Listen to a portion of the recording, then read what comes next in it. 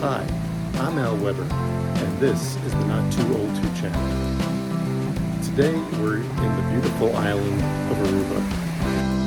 There are many videos showing the beautiful dive spots on and around the island of Aruba. So we're not going to focus on that today. Instead, we're going to talk about how to choose the best dive boat for a person over 60 years. So come and join me on this adventure, because you're not too old to dive in Aruba. So how will we compare the various dive boats? First, let's look at the sign-up process. Do they make it easy, or is there a lot of cumbersome paperwork to fill out? How is the service? How is it getting to the boat? How is it going onto the boat? And especially, how is it getting back onto the boat after your dive? Third, do they take safety seriously, but not encumber the fun that you're going to have on the dive? Does the boat do anything to differentiate itself from the many different dive boats that are down here? Let's find out. So why did I choose Aruba for this adventure?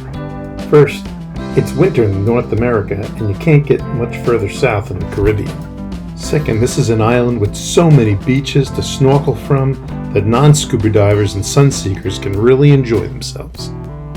From Nord in the north to San Nicolas in the south, there's so many good hotels, condos, restaurants of every cuisine, and there's plenty of shopping for everybody.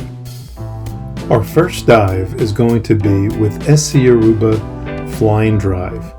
It's located just south of the airport, down some back road, so make sure you use Google Maps. We're leaving the dock now for the first of 2 dives this morning.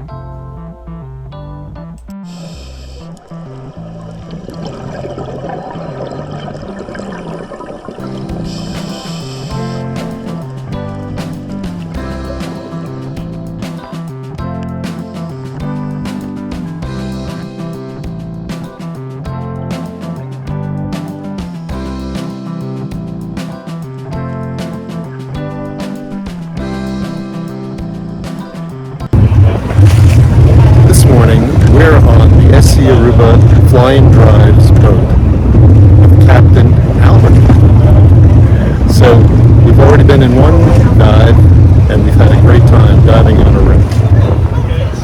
As the day goes on, I'll give more feedback on this dive boat.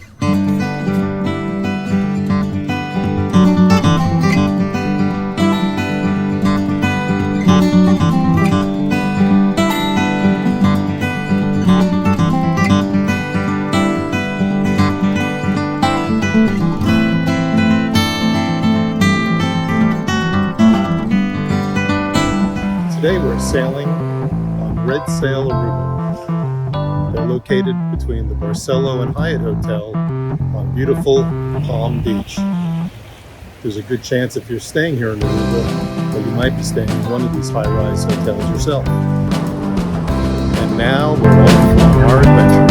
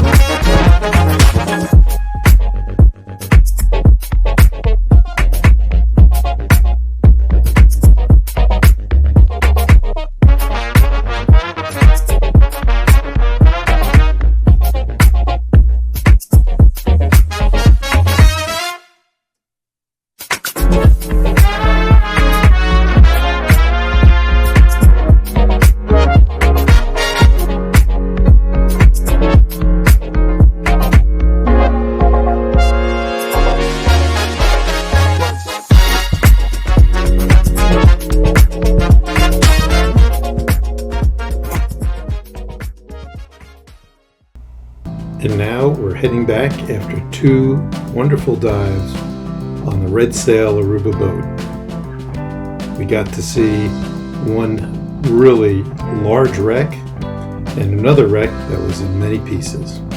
What a dive. Over the past 4 weeks, I've made 8 dives on 2 dive boats with SC Aruba Fly and Drive and Red Sail Aruba. As I mentioned earlier, I fully intended to dive with Aruba Water Sports, a boat that really helped me get back into diving, but ran into some persistent scheduling issues. Overall, I had a lot of fun on each boat and enjoyed every dive in Aruba. So how did the 2 dive boats compare based on the criteria used? When it came to the ease of signing up online and in person, both boats did a great job. Their websites were easy to navigate in order to reserve a place, as well as to pay for the trip. Both companies called back when I had questions and responded quickly to emails. The forms to fill out on the day of the dive were not complicated and were very straightforward. On additional dives, SC Aruba didn't require any other paperwork besides signing the logbook. As regards service, Captain Albert and Perry on the SC Aruba boat clearly differentiated themselves. Every passenger was helped onto the boat with their equipment at the dock. They really helped getting into and out of the water. The dive master helped remove the fins before boarding, after the dive, and the captain made sure your tank went right into the holder each time. I didn't get this level of service on Red Sail's boat. When it came to safety and the quality of the dive masters, both boats were very strong. The pre-dive planning was comprehensive, and they explained the currents, depth, timing, and the type of diving we'd be doing. Each of the dive masters clearly kept an eye on all the divers and gave a strong tap on the tank if anyone was starting to wander apart from the group or went too deep. They were great at pointing out interesting sea life that one could miss due to their camouflage and guiding us around wrecks and even through a few airplanes. As far as differentiating the whole experience, SC Aruba Fly and Drive did a few things that I've not experienced on any other dive boat. As I mentioned earlier, the level of service was great, especially for an older diver that could always use a steadying hand. Additionally, between dives, they handed out skewers of fruit and water. After we came up from the second dive of the day, Perry on SC Aruba Fly and Drive's boat would give us a nice ham and cheese sandwich and a fruit drink. I found this very thoughtful and refreshing after the dives. So based on my criteria, I'd say SC Aruba Fly and Drive edged out Red Sail Aruba. Frankly, you'll have a great time on either of these dive boats. Overall, Aruba is a terrific place to dive.